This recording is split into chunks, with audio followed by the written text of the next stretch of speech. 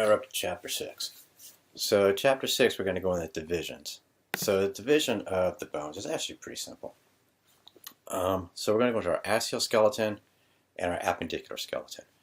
The axial skeleton is pretty much, I got these things are mixed up. So this should be the axial, should be up here. This should be the appendicular down here. A little bit nicer this way. So here's the axial.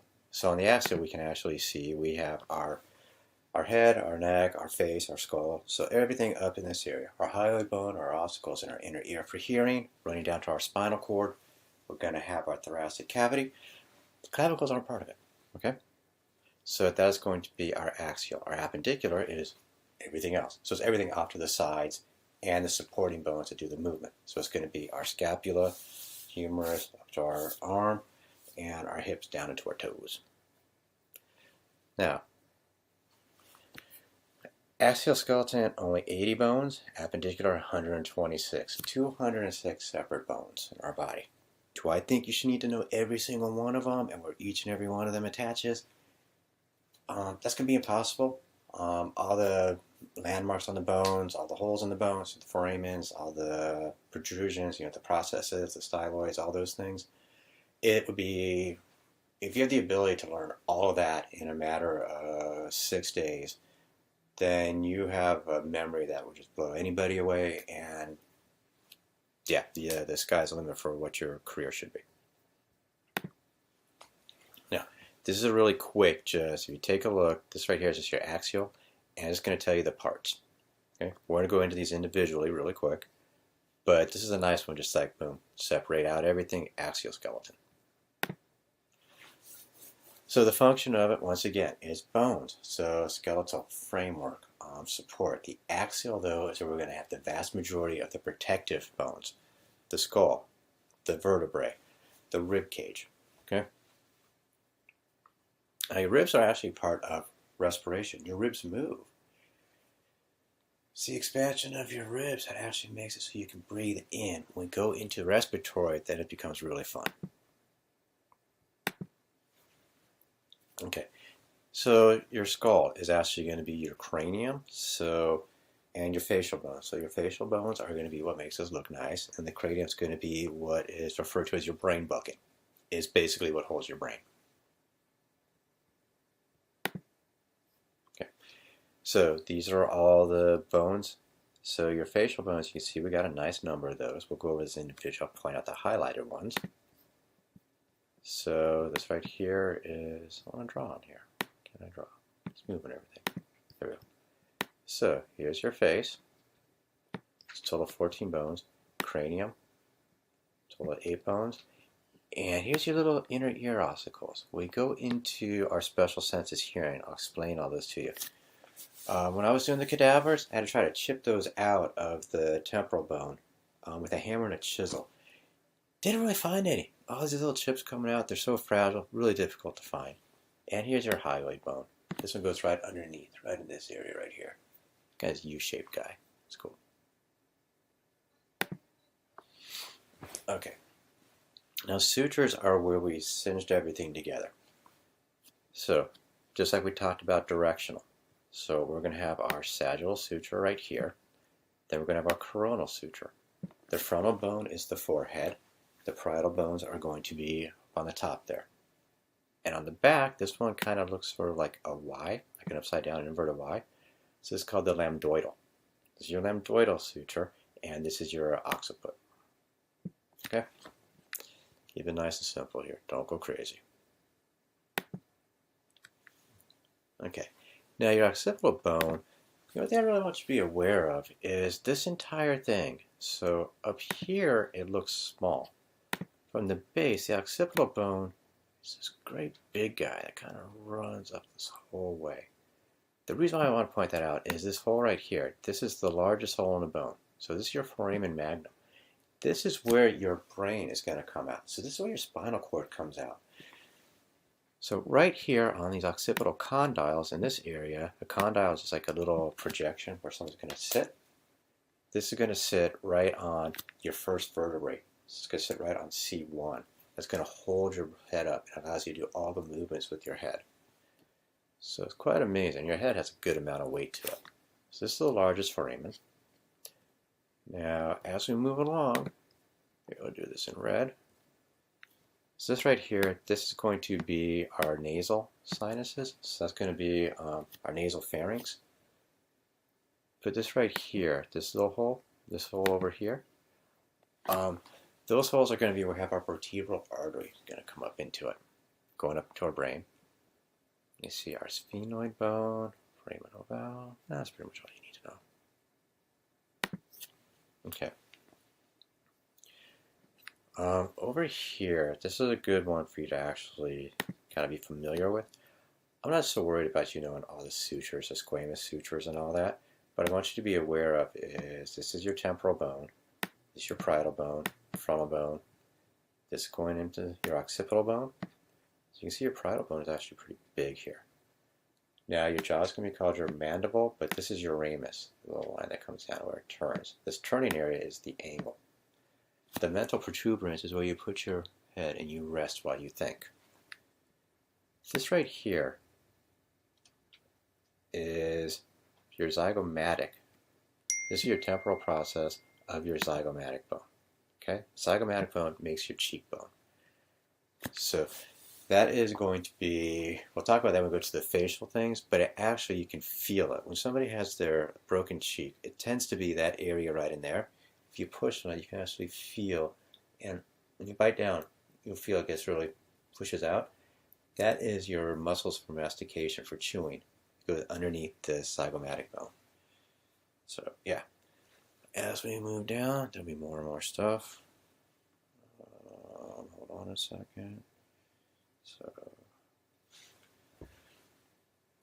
once again, a fossa is just an indent. So this area right here, this is your frontal bone. This is where the frontal lobe of your brain is going to be sitting. Okay, so that's the frontal fossa. This right here is your temporal. Okay. This part right here, hold on a second.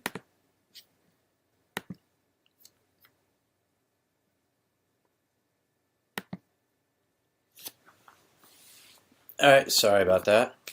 So let me see.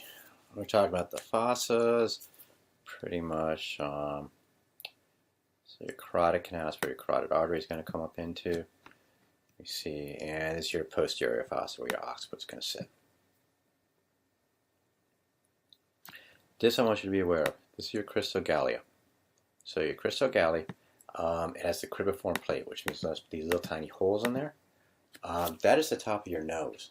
So basically that is where the nerve sensors come down. And when you inhale, you're going to breathe, and the air and the chemicals in the air are going to hit those nerve sensors, and then that information has to go up to your brain. So this right here is referred to as your ethmoid bone. Your ethmoid bone also separates out the left from the right nostril.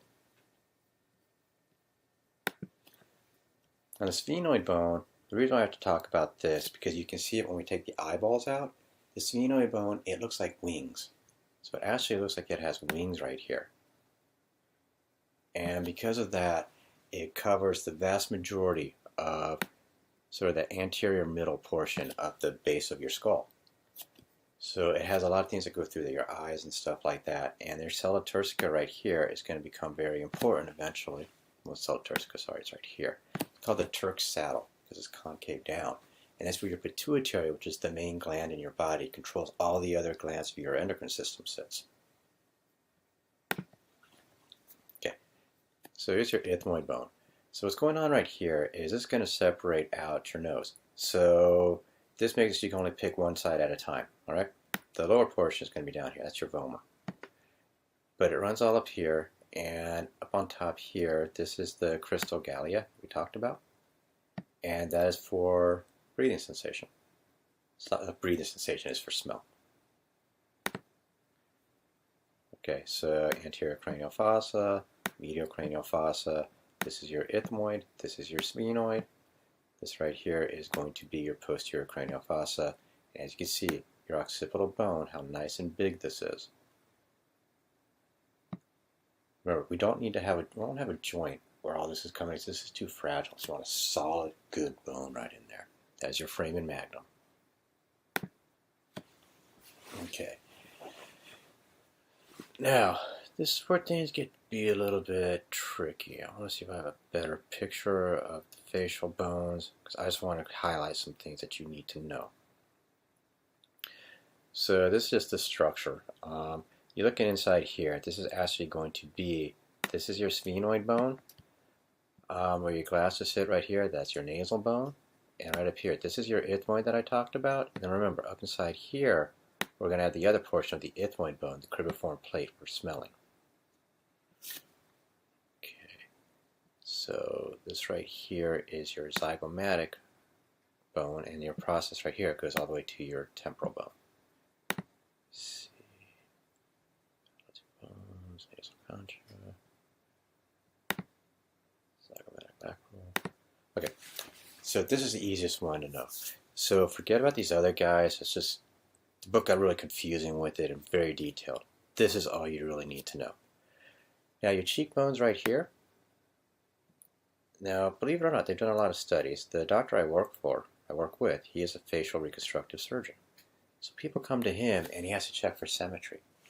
It is at the right side of your head where you split right down the middle, so you're going to go mid-sagittal line. If the right side matches perfectly with your left side, the equalness is considered to be a sign of attractiveness. Now, high cheekbones, what they do is, right here where you get some of the bones that go down, sometimes he'll put a little silicone implant in here to raise the cheekbones. It lifts it up, and those are referred to as the apples of your cheek. Now, the apples of your cheek are made up of the zygomatic bone right here, and then it has the process where it sticks out, and then it goes to the temporal. So your temporal bone actually, we go digging in to get the wax out of your ear, you go into the external auditory meatus, and that is your temporal bone. It is a hole in your temporal bone. Then your temporal bone comes down and right in here, right up there. That is your zygomatic process. Then it goes, it's your zygomatic bone, and it forms your cheekbone. The lower portion is going to be your maxilla. So the guy I work with, he is referred to as a maxillofacial reconstructive surgeon. So here's your maxilla. The maxilla is pretty much holds the vast majority of your nose opening, bottom portion of your orbital socket, and the upper row of teeth goes into your maxilla. Okay. The lacrimal bone, we're going to talk about the lacrimal bone when we talk about our eyes, because the lacrimal bone has the lacrimal apparatus, which is our tear ducts. So our lacrimal bone is right where our tears come out. Okay. Our nasal bone is where our glasses sit. Now, right in here is the inferior, the perpendicular plate of your ethmoid. We need some better color in here, I think. Kind of digging on this glitter stuff today. Okay, let's see. The vomer is this little guy right here. When they do nasal reconstructive surgery, you get a nose job, they tend to hammer that out and they pull out the vomer. That way they can turn the tip up a little bit more, so people can see if you got a booger. Okay, and this right here, this is going to be your mandible. Let's see, what are some other important bones in here? So all of this purple in here, this is your sphenoid bone, and this is your sphenoid bone. So your sphenoid bone kind of locks all the other bones together. It's sort of the anchor for all of those. Let's see. Now we got our frontal bone in there. All right. So this is your mandible. So we have our ramus that comes down, then we have our angle.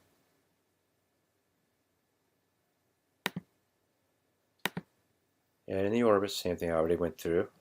So I just explained all that. So your sphenoid, you can see here, sphenoid is all in this area too. This right here is going to be your zygomatic. This is the part that breaks when you break your bone, your face, your cheek. This right here is your temporal bone. This right here is going to be your maxilla. Let me see, this is your lacrimal bone. So because of the structure of this is telling me that this is on the patient's what? Their right side. And let's see, ethmoid bone. So your ethmoid bone is there. And it's not showing the perpendicular plate of the ethmoid bone. And this is your frontal bone. So your sinuses. So when you get a sinus infection, this is your frontal sinus. This is your ethmoid sinuses. This is your axillary sinuses, and this is your sphenoid sinuses. So you see how far all these bones go into. Let's see. Yeah, let's keep on going down. The hyoid bone is just this little guy. I don't care about the horns and all that. You reach up. The thing about the hyoid bone is, if you push the tongue to the roof of your mouth, those muscles right there, the omohyoid muscles, stick out. The hyoid bone latches in. It helps you with speech, so it attaches to your tongue and things like that. It's the only free-floating bone in our body. Okay, a fontanelle is just this little area where the bones haven't come together, and so a fontanelle is a soft spot. So when a baby's born, don't go shoving your thumb in there. You don't want to put a thumbprint in, but that's where we basically haven't had all the bones come together. Their head is still soft. That's all the fontanelle is. Don't go crazy on that. Okay, so now what you have to understand is the easiest way to do this is we start off with the bones of our skull. First, we start off with one. So the first is our frontal bone. So our frontal bone is first, then our parietal bones are on top. We have a pair of parietal bones. You go down from the parietal bones to our temple, right where our ears are. So a pair of parietal, 2 temporal bones, 1 occiput. Done. Frontal, parietal, temporal, occiput.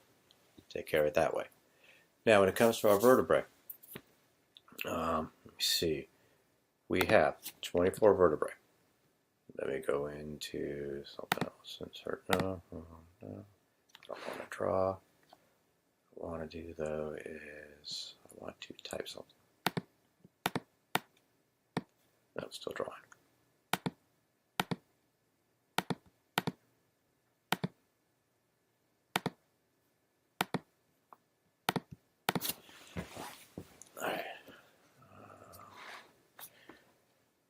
Okay, so the adult vertebrae is made up of 26 bones, but only 24 of those are vertebrae. The sacrum is a bunch of fused stuff, and then we have the coccyx down below. Now, let me see if I can do this, because usually I just go right up in here and you just start drawing again. Arrange pictures, draw, design, insert information. Copy, I'm going to do that. Okay, I'm not going to change the layout or anything like that.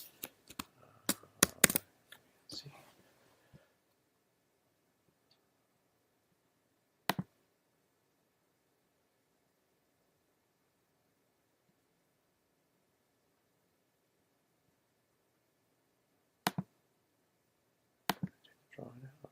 No, that's not any difference there.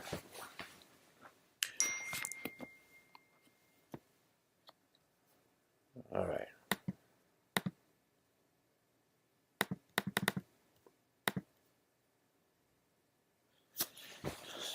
Okay, not really happy with that part. That shouldn't have happened. Anyway, when it comes to vertebrae, think about it like this. How many hours in the day? So we have 24 hours in the day. When you get up, if you have a regular 9 to 5 job, you get up at 7 o'clock. So you have 7 cervical vertebrae. At 12 o'clock, you're going to go to lunch. So we have 12 thoracic vertebrae. At 5 o'clock, that's when the alarm sounds and you go rushing out of the building like Fred Flintstone when he hears the whistle blow. We have 5 lumbar vertebrae. So that is going to be our vertebral. Our sacrum is the base by which our vertebrae sit on. So that is the lower part of our butt. Our coccyx now goes off to the side. So, at 24 hours in the day, so you get up at 7 cervical, you go to lunch at 12 thoracic, you get off work at 5 lumbar. Then you're going to go home and you're going to sit on your sacrum because that is basically what we're supposed to do now. So your sacrum is what you sit. If you sit for too long, you're going to hurt your coccyx. Your coccyx is on the very bottom. As we go through this, you will understand more and more of what I had to say. Main thing I should know about the vertebral column is our head sits on it, and so it supports our head. So here's our cervical, so here's our 7, here's our 12, here's our 5, here's our sacrum, and here's our coccyx. So if you take a look, in between all the vertebrae, we're going to have a vertebral disc. That disc is a shock absorber. And now these curves are set in here to actually make it so they're not straight up and down, so they dissipate some of the energy every time we walk, run, jump, or whatever we do. So we have our cervical curve, our thoracic curve, our lumbar curve, and our sacral curve. So our lumbar and our sacrum. That's what puts that little hump in there. That's what actually gives the makes it so you can dance on a float in Rio, that carnival. You got that extra sacral curve. Now, where is it that Good, so we are going to go down into this stuff. Not in the best order, we'll get to it.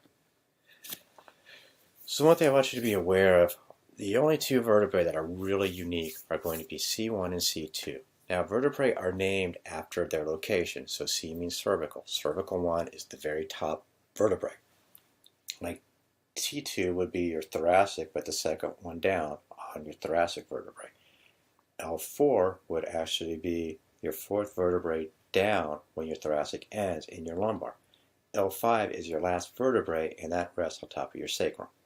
So, C1 right up here on this area, what we're going to have here would actually be, let me see. So this is going to be where our occipital condyles would sit. So this is where our head is going to rest, just on these two guys up here. Now your dens sticks up through here, and what that does is, so we have a hole with the dens up in there, and that provides stability while our head is turning all over the place. Now the one thing I want you to be aware of is if you take a look at the vertebral body, so we have our vertebral bodies, look at how they get bigger as they go farther down our spine. It makes sense because as we go farther down, so as we go down from here, let's make this part a little bit bigger. I don't want to do that, I want to do this. So if you think about this, as this is going down, we're getting more and more weight being placed on top of our spine. So as we get more weight, we need to have more body to actually be able to handle that weight. Now, if you take a look at the hole right here, this hole right here is where our spine is going to come up. So our spine is going through this hole. Now, as you can see, our spinal cord, as we get lower, we have more body but less spinal cord because we've had more spinal tracts go off. We've had the tracts go off into our upper extremity throughout our thoracic region, and then when we get down lower, we don't need to have as big of a canal, our spinal canal. As we go up here to the top, we have a much larger canal because more spinal tracts are running into our brain. So that is nothing more than your vertebral foramen. The part that sticks out that you can feel, that's referred to as your spinous process. So SP just means spinous process. So that's the part you feel on your spine. That is posterior. This is anterior. This right here is your sacrum, and this little portion is your coccyx. Easy enough. I'm not going to hold you to know all this stuff here. Just know here's the body, here's the spinous process.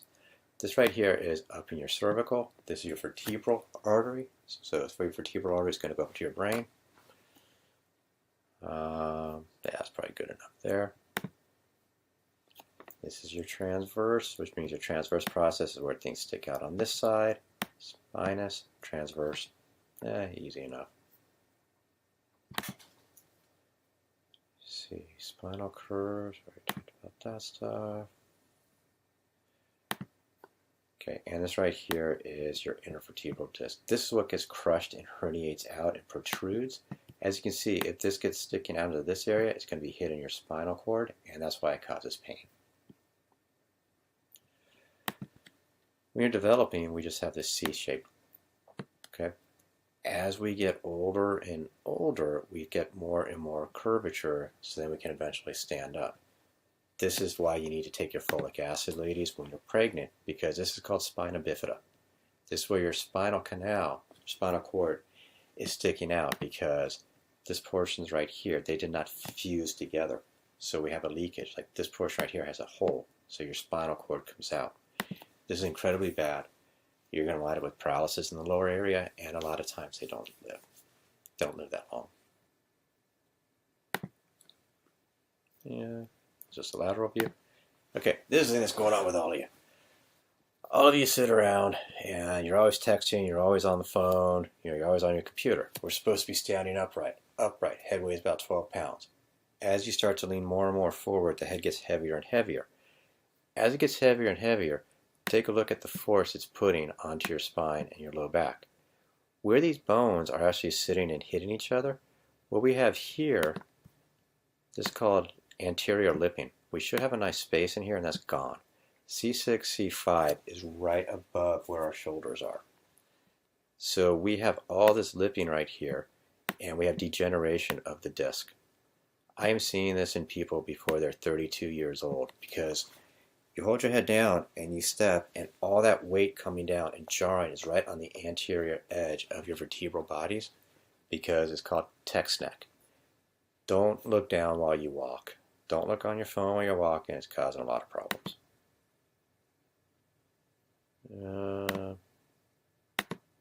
See. I think I hit you with enough of that. Here's your sacrum and your coccyx.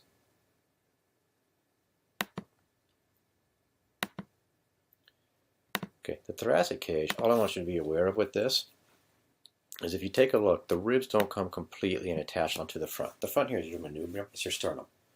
The manubrial notch is right where my tie would end. Then we're going to have our sternum, and we have our xiphoid, which is this little like bony projection right here. I want you to be aware of those as cartilage here. So rib 1 is actually way up high. So rib 1 comes down and it attaches onto your first thoracic vertebrae. Now ribs 1, 2, 3, 4, 5, going all the way down here to 6 and 7. Now these are considered to be your true ribs. They're considered to be your true ribs because they basically, it says that they all have their own private connection to the manubrium. Now 8 through 12 are considered to be false ribs. Okay? Things get even more unique, because then we have floating ribs. Rib 11 and 12, they actually float. They don't even attach onto here. So I'm not going to kill you with those, but it gets kind of, that's what you really need to know. Body of the ribs, don't worry about it.